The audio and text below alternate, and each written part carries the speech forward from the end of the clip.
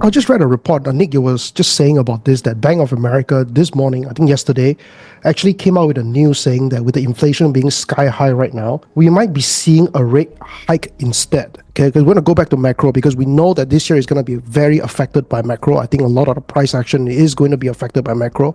And for those of you who don't look at macro data, I think you're investing and trading in a very risky term. Bank of America analysts this morning announced that a rate hike is possible in 2025 because inflation is back up in the US. I just came back from New York City and I was just telling Jonathan, coffee in New York City is 50% more expensive now than what I was experiencing a year ago. It's insane. I don't know how people are living there. But with inflation concerns and a potential interest rate hike, and the economic is very uncertain right now. We don't know what Trump is going to do. Is he going to fulfill his promise, or is he just one of those flip-flop politicians who just say it to get elected and then do nothing about it? Like, what do you think about these macro factors? Like, from macro perspective, Nick, how would you actually navigate this year in 2025? Well, I think it's a fair concern from Bank of America because obviously you got to think about the way the Fed's going to react to the inflation, right? And if there is inflation and it's sticky inflation, it's been sticky inflation, they have to increase rates if they are not, if the inflation is not trending down. And I think the bigger concern is not just where we are right now, but where we could be going, because obviously there's a lot of talk around policies that could be inflationary from the Trump's campaign, right? Trade tariffs are definitely inflationary. Mass deportations, right, increases wages. Obviously, that's inflationary. So there is this concern. And I'll come back to a statement from Paul Tudor Jones, who's a very famous macro investor and also one who's very bullish on Bitcoin and holds Bitcoin. And he says all roads lead to inflation. And I think that over the next 1 to 2 years, inflation will start coming back up. And you see this in the manifesting in the 10-year rates, and the long-term rates in the US have been shooting up, right? Even though the Fed has brought down the short-term rates. Now, what this means for crypto and all those risk asset classes, I think Bitcoin sometimes is idiosyncratic. It follows, sometimes it's correlated with equity. It's a risk asset and it falls at the same time risk assets fall. But over the long run, I think that the narrative of digital gold that is an inflation hedge will be borne out. If you just hodl in from that perspective, as an inflation hedge, I think it's still a great asset to be in. It's a digital gold. But yes, I think that Bank of America's concerns are warranted, and I think that there is potentially inflation coming down the pipes, and this is what many of the macro investors are positioning themselves, in terms of their portfolios. That's amazing. Ben, from your perspective, I'm just very curious. How do you see macro affecting the crypto market, or do you think that's just something that is on the secondary hindsight thing? It always affects crypto overall, alongside with kind of we've seen the up and down of crypto alongside with gold and even forex. But definitely, I agree. The digital gold, and it really depends on the time frame how you look. If you look at the past, 5 years, 10 years, I think Bitcoin beats every single other asset class, right? So, and this is also when a lot of people, they see Bitcoin reaches 100K, they ask me, then when is the time to get in? And I'd always tell them just DCA, just buy a little bit, gradually get yourself involved. So that's kind of our perspective as well. Yeah, I think time in the market is more important than timing the market. And especially if we do think that the bull is coming, definitely DCA is a very simple strategy. Any newbies can do without looking at charts.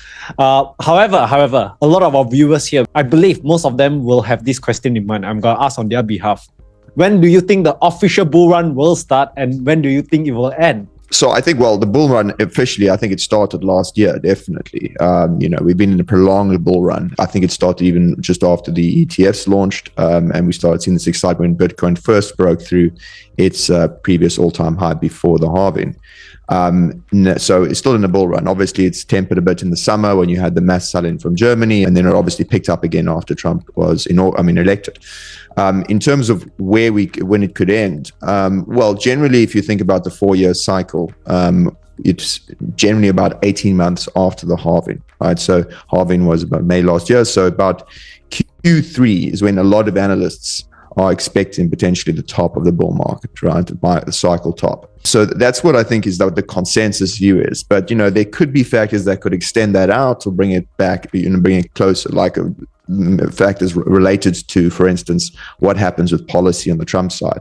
If we don't get any sort of strategic reserves on Bitcoin, if he forgets all the election promises, if the macro condition turns very bad prior to that, and the Fed doesn't, there's no decrease in rates coming, then it's possible that, it could be coming sooner than that.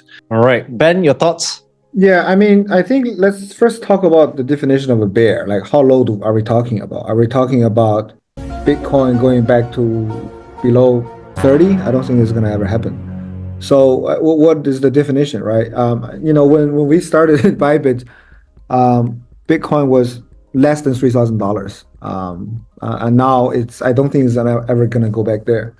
And the reason is because, like, from what I can offer the viewer is from the exchange perspective, we're talking to all the regulators, right? So Europe is going to be a huge chunk that become fully legalized in crypto with MiCA. That means you can connect to and get crypto with euro in any banks. And there's going to be more company like Revolut that's going to offer crypto. Basically, any day-to-day app is going to be able to offer crypto. I think the US side is going to be a huge. Well, I don't think they're going to can get worse.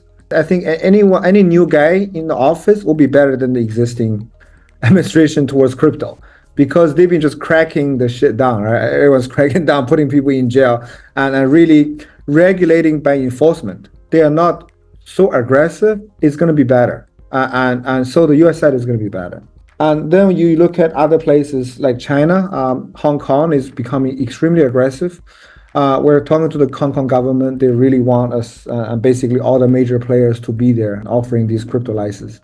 So pretty much all the major powers is getting ready. And from that perspective, I think we will have period of, like now, the Bitcoin just kind of not really going anywhere, up and down a little bit. But I don't think it's going to go back to like 30K, maybe go down to, I don't know. So that's the definition of a bear market, right? And then I think with all these superpower coming in, accepting crypto, it's going to be really kind of a, I guess, that super cycle theory, right? The mass is coming in and yeah.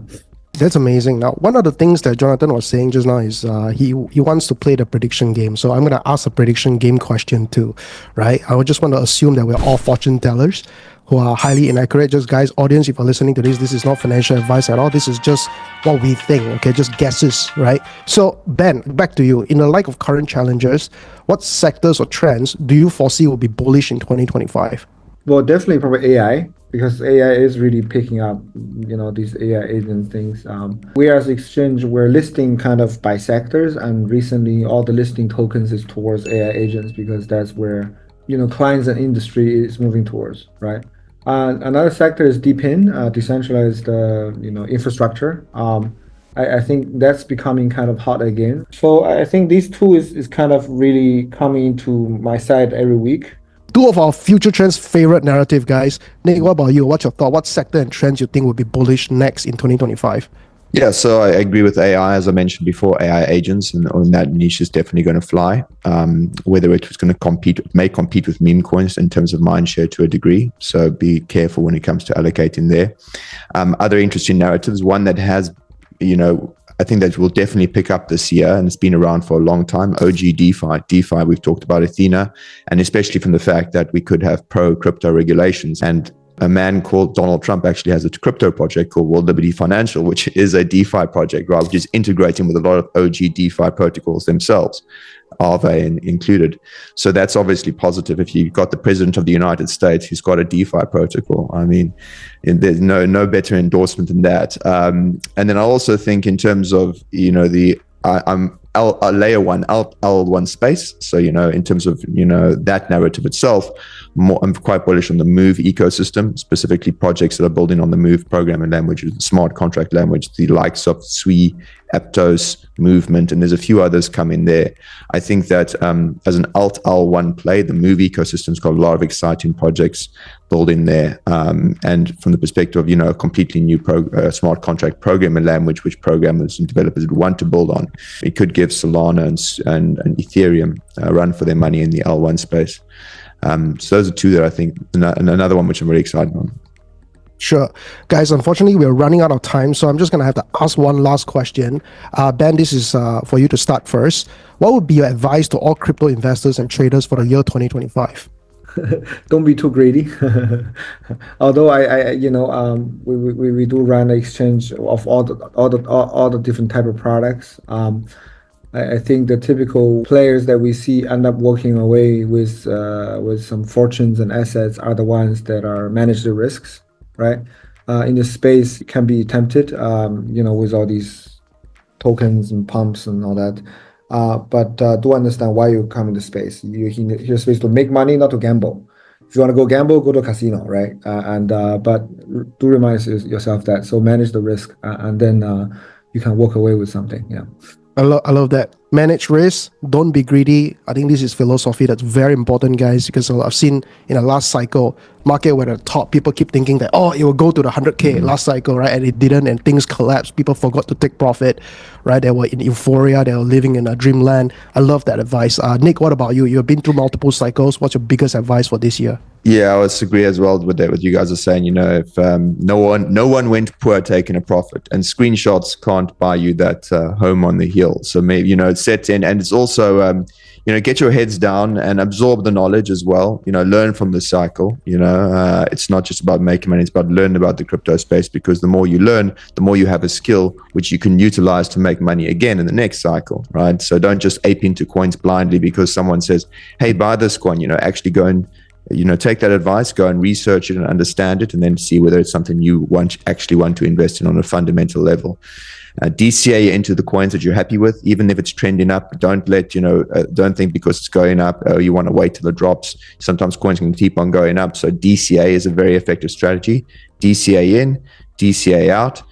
And the last thing I'll say, guys, this bull market, it's the opportunity of a lifetime. So make sure to make the most in the lifetime of this opportunity.